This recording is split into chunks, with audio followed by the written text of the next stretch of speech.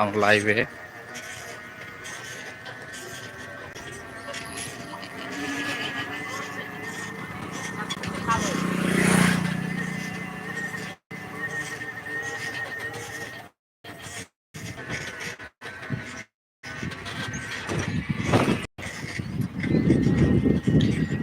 আজকে লাইভে আসার একটা কারণ আছে। লাইভে আসছি কাপনি ইয়ে নিয়ে,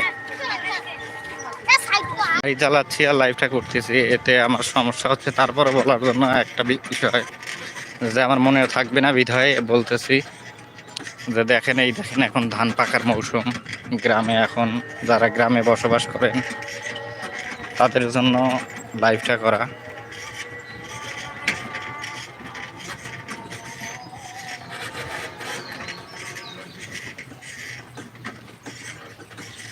অনেকেই গ্রামে বসবাস করেন, গ্রামের অনেক কাজকর্ম সম্পর্কে আপনার